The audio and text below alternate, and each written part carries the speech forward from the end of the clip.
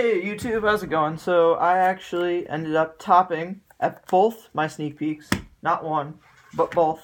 I won them with 40 card Lightsworns, and so I know this video is late because most people already have their Lightsworn deck profiles up with Curious. However, since I won both sneak peeks with my version, I'm playing a 40 card version and no Brilliant Fusions. I figured it would still be relevant to post mine as like an update to the previous Lightsworn deck profile I had given you guys.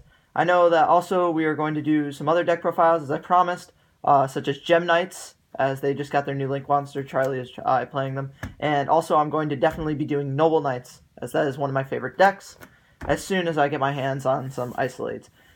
But yeah, so without further ado, I did really well at the sneak peek with this 40 card Lightsworn build, and I just figured I'd show that off. My matches were Trickstar, 3 Pendulum Magicians, and 2 of them did have Electromites, so it fared very well. Most of the time, I would go second, and I would just kill them. Or they would let me go first, and I'd set up Snow, and they just couldn't play around that card. So yeah, it worked out very, very well. So let's get into it. So 3 Judgment Dragon, as I've always stated before, I love this card. I think that if you don't play it, you're not playing a true Lightsworn build. But yeah, so 3 of those. I know they're common too, but we gotta be cheap and make our opponents waste of money on Ash Blossoms look nice. So 3 Lumina, 3 Raiden, and 3 Wolf. Then we play 1 Felice. So 10 Lightsworn monster lineup hasn't really changed. You only have exactly 4 names in the main deck, but most of the time you're never going to use the 4 in the main deck. You're going to use the stuff in the extra deck, such as Minerva, Michael, and of course now Curious. So we have another name to add to the bunch that we're technically playing. 7 instead of just the 4, and you get to your cards really quickly with Curious, and it's just extremely helpful. So yeah, that I think is the perfect Lightsworn lineup. Next we play 3 Fairy Tale Snow, absolutely necessary. Best card in the deck. You're going to be banishing and Book of Mooning your opponent's monsters, and it's so interruptive. Next I play 2 Photon Thrashers and 2 Goblinbergs. This hasn't changed. I originally had thought maybe I should change actually the 2 Goblinbergs to be 3 Photon Thrashers and 1 Goblinberg, only because Photon Thrasher is a light monster, which is now relevant because of Curious. However, I felt that these two kind of went well together as like a good ratio, so I don't know if I would, because getting the Wolves out of your hand with Goblinberg and the Fleece is really, really kind of important sometimes, especially when you don't open the Solar Recharge. 2 Eclipse Wyverns, 2 Destrudos, and 1 Supreme King Dragon Darkworm. These are the 5 dragons you play for your targets off Dragon Shrine. All these are incredible. Destrudo is so amazing. This was one of the main reasons I won against all the Pendulum Magician matchups, was simply because of the fact that this card allowed me to make Black Rose before I JD'd, which forced their Purple Poison or their Time Pendulum Graph to stop the Destrudo play, rather than waiting for the JD to happen, which made it so good. And Eclipse Wyvern, of course, helps you get to JD, and it can even also get you to the Destrudo, so you do actually have 2 targets in deck for this card, and you enable it just with Snow, but that's all you're going to need, especially now, because you can tune your mills with Curious, because Curious can Foolish Burial any card you need. And then we play Supreme King Dragon Darkworm. This card's still relevant because you want to be able to make Minerva pretty quickly. Next I play 1 Giant Rex, and this is the last monster of the deck. We play it simply for Snow, and we also play Gold Sarcophagus now, because it speeds up the deck immensely. It is so insane to be able to just grab a free level 4 onto the board, and not to mention that it reoccurs. This card will come back almost every single turn, because you're going to want to use Snow once on your opponent's turn and once on your turn to further your plays and make your rank 4s. And this card is just incredible. So yeah, one of it is perfect. On to the spells. We play 3 Charge the Light Brigade. Really no explanation there. Same thing with 3 Solar Recharge. We want to draw into our combo pieces. Gold Sark, I do play at 3, like I said. I want to see this card, obviously, before I see the Giant Rex, because you just want to deck thin it out. And this card just says put a level 4 monster on the board. And unlike, you know, Darkworm or Photon Thrasher, it's not like you have to control no monsters in order for Giant Rex to happen. So you can normally get one of those monsters out there if you control no monsters with your Dragon Shrine to grab Darkworm, or just special summoning Photon Thrasher. Then you can go ahead and grab the Giant Rex and overlay and make a Minerva instantaneously, which is really good. 2 Dragon Shrines. This is just the dump. You never want to see both in hand, so I don't play 3 because I never want to draw more than 1.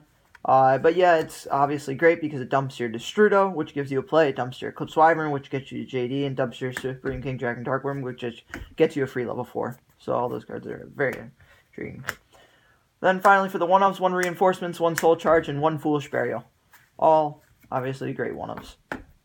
So yeah, nothing much really has changed since the last build, but other than the Gold Sarks and the Giant Rex are the new addition, which I think helps out a lot. And of course, Curious. So for the Link monsters, we'll start off with. I played the one under Clock Taker. It came out once. It's just there as another another proxy dragon, but this card gives you the Link Zone, so it can help at times if you really need to do something weird or something like that. But yeah, 1 proxy dragon still, just because it's also a light and it's a cyber, so that also helps make the next card.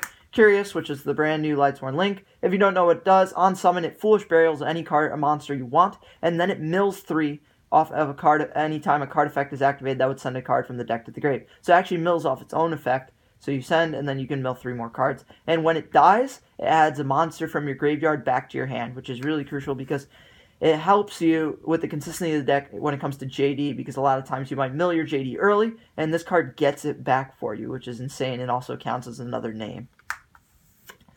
1 is enough, you don't want to play more than 1.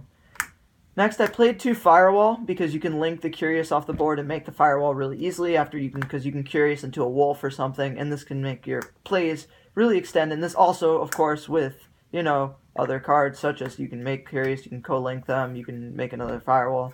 It allows you to grab back cards like JD from your graveyard to your hand. However, I don't think the 2 is really necessary, and obviously budget players don't really need to play this card because this deck, other than this card, is really cheap. So I don't think it's very a necessity at all. It only came out once, so yeah. Finally, for the Exceeds, we have 2 Minervas. You have to play 2. 3 is overkill. 2 is the perfect amount, just so you can get your mills and destroy broken cards. 1 Tornado Dragon. I finally got this card, as it was not in the last deck profile, if you guys watch, because I didn't own it and it was expensive, but I got one, so that was great. 1 Baguska. This card's also great. It allows you to slow down for a turn, so if you just need to stall and to get a couple more mills in before you let your opponent actually play the game, or let's say you don't have your snow yet, Baguska is a really good play to sit until you get to that card that allows you to control your opponent into being able to get to your JDs. And then the Utopia package, because we want to just be able to get over ridiculous monsters in rogue decks, or just in general being able to attack over for a game is pretty good. Then, lastly, I play 3 Synchro monsters. I play 1 Cypher Lord Omega, 1 Black Rose, and 1 Michael. This is actually only a 14-card extra deck. You really should be playing Decode Talker as the 3rd link, because they're all going to be monsters. You won't always have 3 with different attributes, so I recommend Decode Talker as the 15th card. Or you can play a 2nd Black Rose, because this card did extremely well. And every single time I would make this card before I went into JD. I'd either do it with Destrudo, and a Thrasher or a Snow or something like that, or I would do it with Lumina into Raiden. The reason being so I could bait out whatever trap card they have before the JD came down on the board, and it was so good at doing that, and it made it so that every single time that I had JD, if I could make this before, I was pretty much guaranteed to win, and it worked almost every time, especially against the Pendulum Magicians. Like I said, clearing that purple poison and trap card was amazing. The 1 Michael, obviously, for another name, and also banishes a card off the board, which is pretty neat. Omega never came up, however, you can make it quite easily with a Raiden and Snow, or Raiden and Giant Rex, or Raiden in any level 4. So you do play it. Like I said, never came up, but I definitely highly recommend that you keep it in the extra deck, because it will come up. And as I stated earlier, the only recommendation for the 15th card would be a Decode Talker, or a 2nd Black Rose, because 1, yeah. Finally, for the side deck, I didn't really have it all together because I had Charo barring Danko Sekka, so Danko Sekka is definitely a card you want to play. However, most of the time I didn't really side into too much. I'll go on. These 2 cards were 2 of the cards I definitely sided into, though, Galaxy Cyclone, and that was because Pendulum Magicians milling a spell and trap removal is pretty good because it gets rid of the trap card or their purple poison before you summon the JD again, which is obviously the most crucial thing, so that way your JD doesn't blow up after it activates its effect. 1 Electromagnetic Turtle. Never came in. It was just to stop something. Lila, extra name, and against rogue decks, this card's actually good because you want to be able to have a searchable spell and trap card pop. Then I played Kaijus, and 1 Lava Golem.